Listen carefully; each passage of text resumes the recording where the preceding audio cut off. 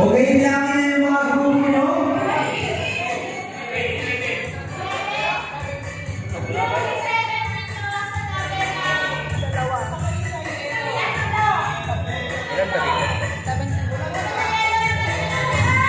Yung tatlo mo yung ready, punta po tayo sa yellow team. Bili na po tayo ng tatlong first round.